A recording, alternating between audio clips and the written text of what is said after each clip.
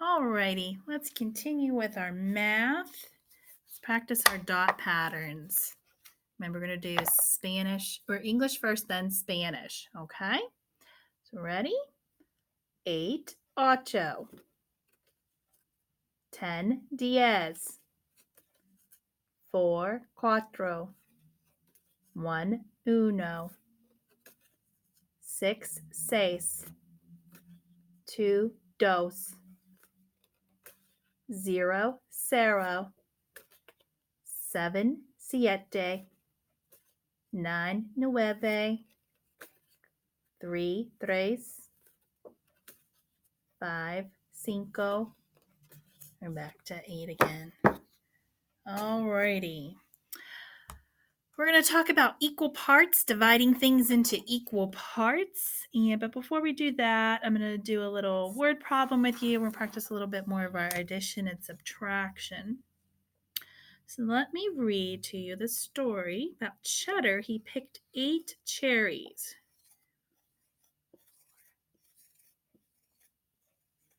These circles are going to represent our 8 cherries, okay? So Cheddar picked 8 cherries from a tree. Let's write the number 8 here. He ate 1 cherry. Not a very good. He ate 1, so we're going to put an X on the last one. How many cherries did Cheddar have left? 8 minus 1 equals, let's count, 1, 2, 3, 4, 5, 6, 7. So he had 7 cherries left. So Cheddar had, let me erase this. Cheddar had 7 cherries. He had 7 cherries. Okay. And he likes cherries so much that he went back to the tree. Let me first write the 7 down in here. He went back to the tree and he picked 3 cherries. So 7 plus 3, because he went and picked 3 of them. Oops, that's really, really, really bad. You write this a little lower, neater, huh? Just trying not to make my 3 hit into those cherries. There, it looks better. 7 plus 3. So we have 7 plus 3. So let's count. 1, 2, 3, 4, 5, 6, 7, 8, 9, 10. So now how many cherries does he have? 10. 10 cherries. 7 plus 3 equals 10. So now he has 10 cherries. All right.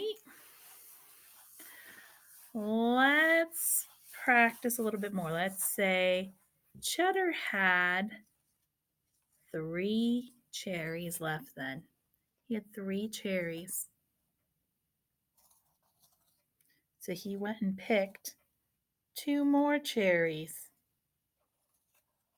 How many cherries does Cheddar have? Whoops, I'm not leaving much room here for an answer, am I? Make this 2 a little smaller. It's kind of hard writing upside down. So he has 3, and he picked 2 more. So 1, 2, 3, 4, 5. So now he has 5 cherries. 3 plus 2 equals 5. All right. Now, let's say he has 10 cherries. 2, 3, 4, 5, 6, 7, 8, 9, 10. There, I was able to get them all in a row. 10 cherries. Let's put a 10 down. And he is going to eat 2 of the cherries. So he has 10 cherries. We're going to make him eat 2 of them. So remember, you take them when you put the X's on them, you put them on the end. Whoops. On the end near the equal sign. So how many cherries does he have left? If he had 10, he ate 2. How many is left? 1, 2, 3, 4, 5, 6, 7, 8. He has 8 cherries left. Okay. And if he has 8 cherries, go back and erase some of this off.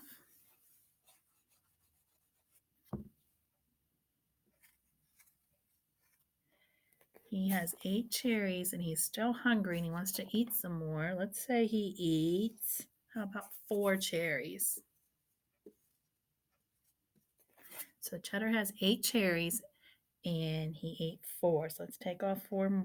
1, 2, 3, 4. Remember, we take them from the end. How many cherries are left? 1, 2, 3, 4. So 8 minus 4 equals 4.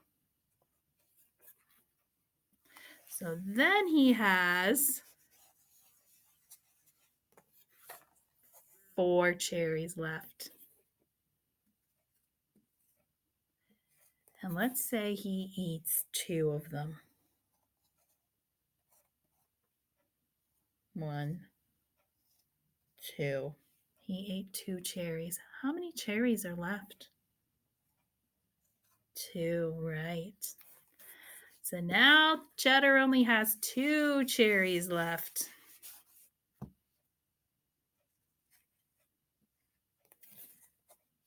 So he's still hungry. So what does he do? He eats both of them. Eats both of them. So 2 minus 2 equals 0. No more cherries left. All right. We're going to talk about, I'm going to read you a little story about Mrs. Brown. She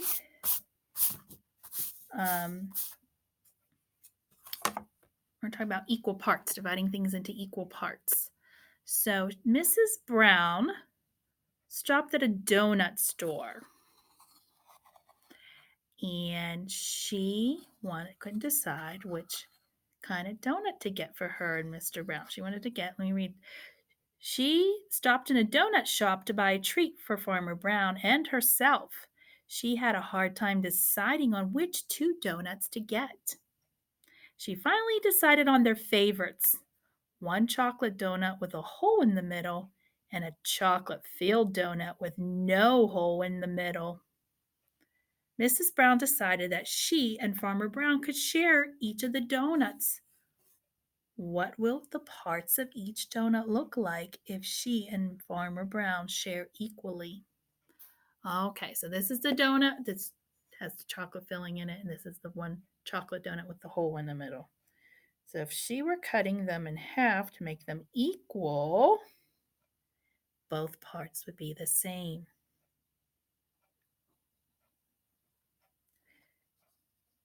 Now, if she were going to share, if you can always have, I'm trying to think of a way to show you. This is just between the 2 of them. When things are equal parts doesn't mean it's just 2 parts. Something can be divided into 3 parts or 4 parts. Let me show you another example of equal parts. Let's say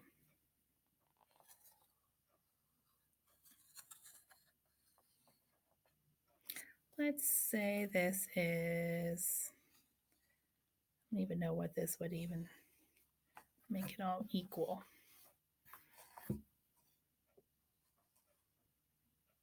Okay, so this is divided into equal parts if it were 3. Say if this was a chocolate bar and Mrs. Brown wanted to give a piece to Farmer Brown, have a piece for herself, and a piece for Cheddar. If to divide it into equal parts, it's into 3 equal parts. So it's not always divided into 2 parts. Equal means all the parts are the same. Okay, I tried to draw that as best as I could to make them all equal. So it doesn't necessarily mean it's just 2 parts. All right, with that being said, let's continue with our worksheet with equal parts. All right, let's take a look at the equal parts. It says circle the object that has equal parts, the objects, I'm sorry. So which pictures are divided into equal parts? We have a pie divided. Is that in equal parts? Yes, so you're going to circle that. How about this graham cracker? It's divided into how many equal parts? 1, 2, 3, 4. This one has 4 equal parts. Circle that one. How about this sub sandwich here? We have 1, 2, 3. Do they look equal? Yes. I'm going to circle that. What about the pear? No, this part is smaller and this one is larger. That's not equal. If they wanted to divide it into equal, they should have done it down through the middle. What about the pizza? Are those 2 equal parts? Yes. And the brownie, it's split down. Now, don't let this little line here fool you. That's not a line divided. That's actually shown like trying to make the picture kind of look 3-dimensional, like that's the side of the brownie, and this is the top. This part here is the top, and then this part is the side, but it's divided into 2 equal parts, it's showing. So don't let that little line there throw you off. It is divided, it's a brownie. They're trying to show you like the edge and the side, and this is the top. So that's why it looks that way. All right, turn your page over. I think I forgot to tell you to write your name at the top too. Please make sure you write your name at the top. All right, let's look at this next part. Read to you. They want to know how many equal parts are in each one of these pictures. So it says the game board has blank equal parts. Well, let's count. 1, 2, 3, 4, 5, 6, 7, 8, 9. 9 equal parts it's divided into. So you're going to write the number 9. See, write the number 9. Next, we have the spinner. The spinner has blank equal parts. Well, let's count. 1, 2, 3, 4. 4 equal parts. All right, it says use the colored cubes to complete the addition sentence for 5. They want to know what 5 equals. Or kind of, I don't like how they do this because they're doing it opposite of how I was just showing you some addition. And I think it kind of confuses kids a little bit. So I don't particularly like how they do it like this. But it says 5 equals, how many brown ones do we have? 1. How many yellow cubes do we have? 1, 2, 3, 4. So the way it is 5 equals 1 plus 4. So you're going to write how many brown in each one of these and how many yellow in each one of these. So I'm going to let you do that on your own. I'm going to write mine down also and see if you got them right. We'll check them together.